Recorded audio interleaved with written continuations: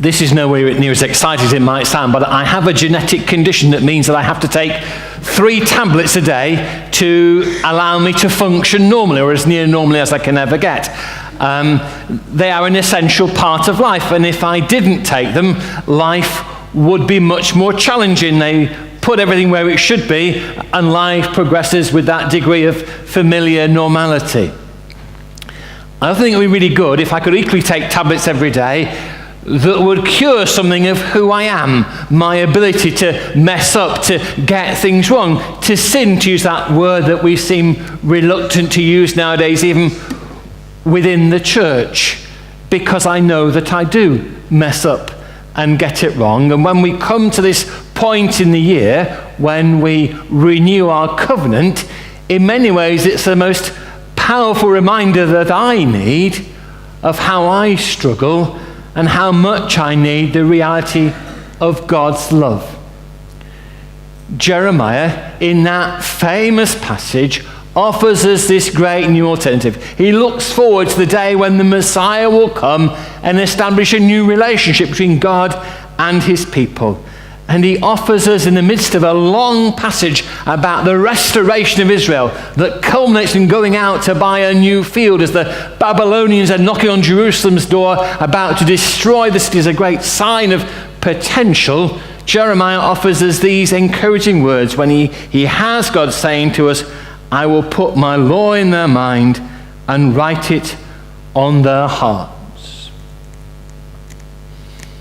He calls us to be a people of authentic hearts.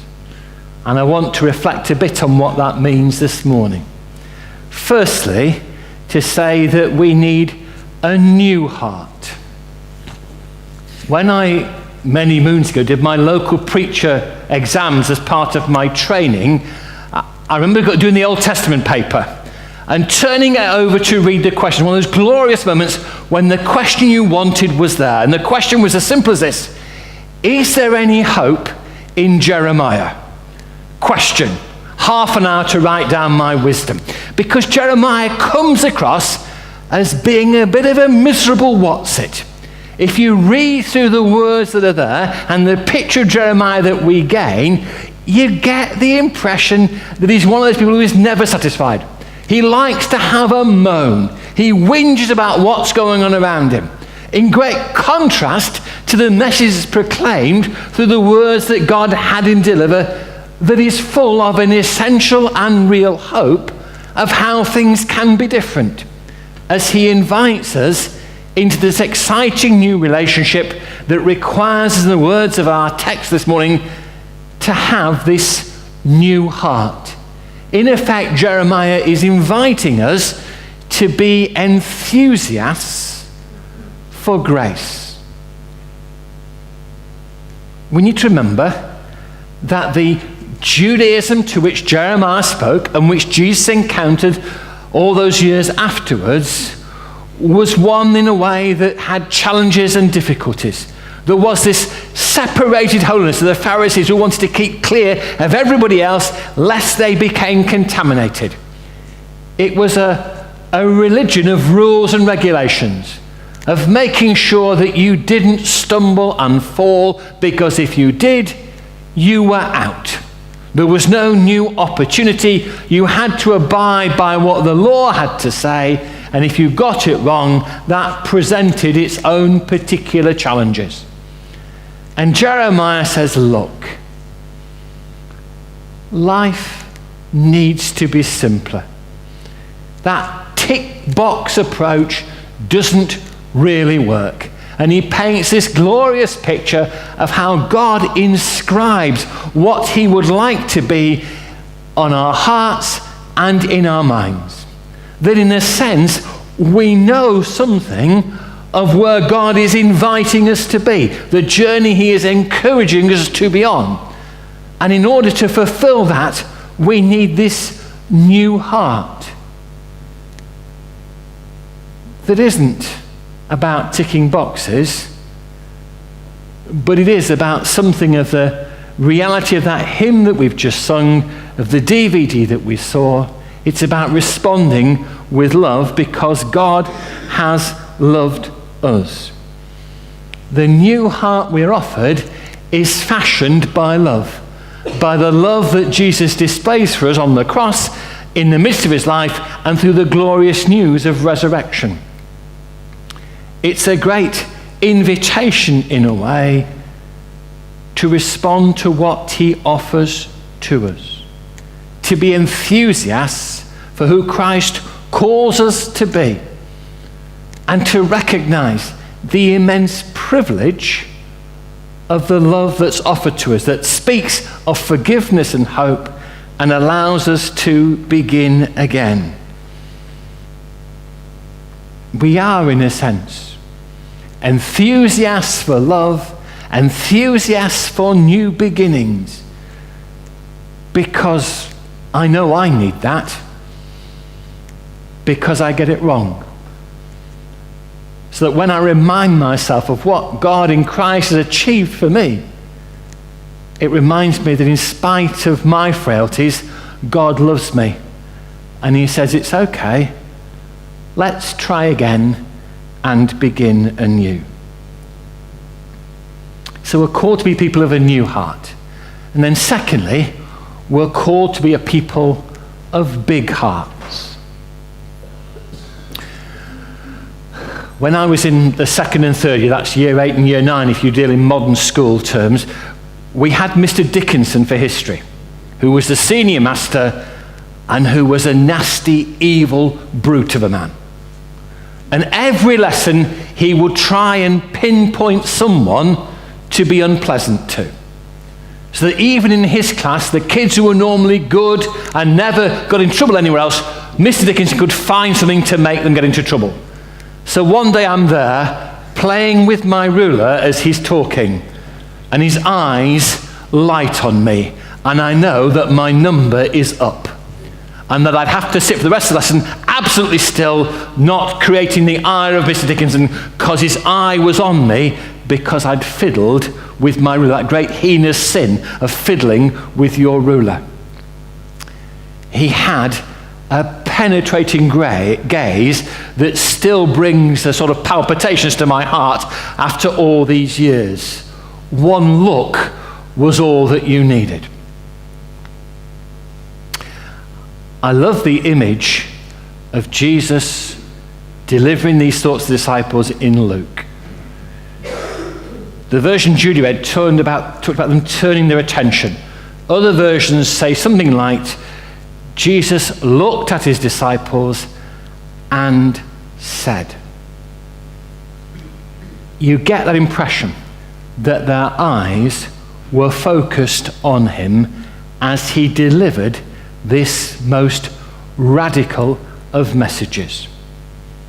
If you read the Beatitudes in Matthew, they are challenging, but in a sense they have a degree of comfort about them as well. They don't push it too far. For whatever reason, the version that Luke offers to us, complemented by, as the Revised English Bible puts it, the 4 alasses, some versions talk about woes, which is a much more emotive word, are far more radical. They are far more political in a way, as Jesus encourages the disciples. This is a message specifically and particularly for them about who they now need to be. He wants their attention because he wants them to inhabit the type of place that he is talking about. And if you read the way in which Luke talks about the poor, those who weep, those for whom life is challenging, those who are hungry, those who are excluded and insulted and rejected, he in effect is saying to the disciples, these are the people that you need to stand alongside.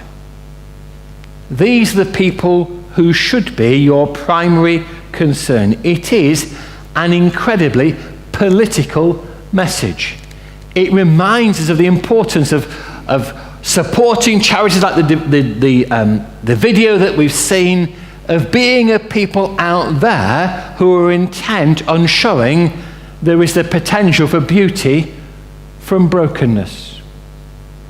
The disciples, in effect, are being asked, when they look out wherever they may be, to sense those who have need and to do what they can to alleviate the burdens that rest on people's shoulders. Part of this enthusiasm, this big heart, is to be mindful of others. To ask ourselves what God would do in these particular situations.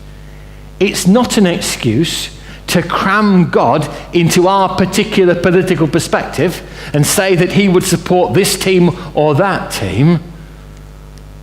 But it is to remind ourselves that we have a great responsibility to those who cry out. Because when we cried out, God heard us and responded. And here is God saying to us, as Jesus said to his disciples, okay, what now? Where is your enthusiasm going to be seen? It doesn't mean that we have to go into the midst of some deprived inner city and start wandering around and doing our bit. It can all happen in Skipton, but it's this great question of where are we revealing this love? Where are we embracing something of Christ's political with a small p agenda and hoping to make a difference? David, as he usually does, has spoken with his customary eloquence about the importance of Christian aid and of this season of Count Your Blessings during Lent, when we're invited to offer our support to people around the world. And he is absolutely right to do so.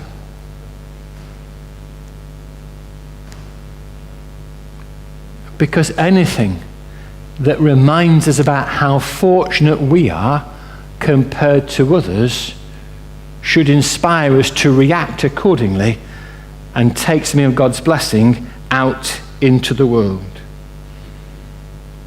So we need a new heart, we need a big heart, and finally we need a full heart. Love is an amazing thing. Ben, when he was little, for the first 3 years of his life, didn't sleep through at nights. His mother did. So I got up and did all the nighttime thing most of the time. Just occasionally she would wake up and the next day she'd be wretched, but I had to cope with these realities. And it's that interesting thing, isn't it? In spite of him causing all those sleepless nights, in spite of him ruining my patterns of sleeping, there is still love for him. Love is a remarkably elastic thing. It has this capacity to grow and embrace others. It's very difficult to constrict love. There aren't many people, in a sense, who we stop loving in some way. It is a beautiful thing. And what this time of covenant asks us, what this preparation for our Vision Day, our What Next Day, asks us, is where do we see this love journeying as we anticipate the future? This process in which we're engaged is not about wallowing in the past, looking at how things used to be, what might have worked, what might not have worked. It's about our coming together as a community and in love, asking God where we might journey. It's about our having the courage not to impose our expectations, not to say what we want, not really to be too worried about what we might prefer, but together to say to God, where now? What's the journey that lies ahead?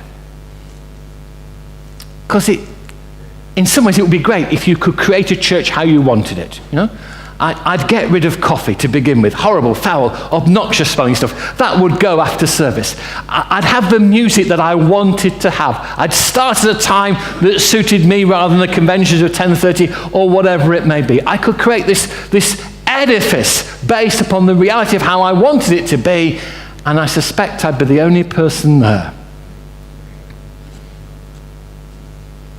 The church should never be what the people want it to be. The church should always be what God invites us to be. The invitation is to be a radical, loving community. To love those who it is difficult to love. To respond to the love that God has shown to us when we are difficult to love. And to allow that to be our guiding passion. The thing that moves us forward. That invites us to be different. The church is not a place where we need to be selfish. It's a place where we need to be open and responsive to the reality of what God is inviting us to do. So when in our covenant prayer, we say, put me to what you will, we're not inviting God to make life difficult, but we're saying to God, here I am, what now? So in a sense, God can say, okay, continue as you want, or invite us some whole new radical way of being. We open ourselves to that possibility here because of the love that God has shown us. Knowing that whatever it is he might call us to, his love will continue with us. As Suzanne said, these are exciting times. I can't make you sign up to come to the February day, but I can encourage you to do so because I think something exciting is about to happen. I can't make you come to the launch for this hashtag Do You Know Him process that we are sharing with all the churches in town over the next 10 weeks, but I can encourage you to come because I think this is one of the most exciting things I've encountered in my time, the church is coming together to seek to make a difference, to reflect on who Jesus is and how we can share that good news with the people who are around us. 7:30 in my book is not a great time for a church service. But I'll be here because it's important to be here. And to say to the other Christians in town, here we are, ready to see where God is inviting us to be. And this great Methodist thing about the covenant is really all about that. It's our annual opportunity to come together, to remind ourselves of God's love, and to say, here we are, what excitement lies ahead. Where can God encourage us to journey?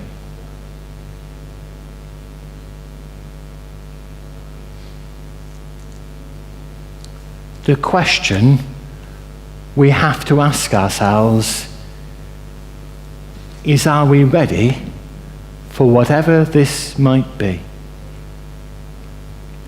Are we prepared for the journey that lies ahead? Are we willing to open ourselves to God and see where he invites us to be? Are we ready to renew our hearts? To let them be bigger, to let them be fuller as we reach out in a variety of ways, intent on discovering more about Jesus, intent on seeking to share something of that with the world that is around us.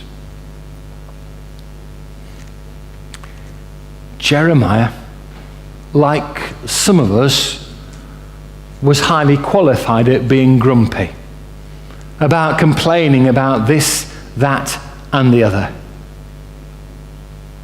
But ultimately, he did what God invited him to do.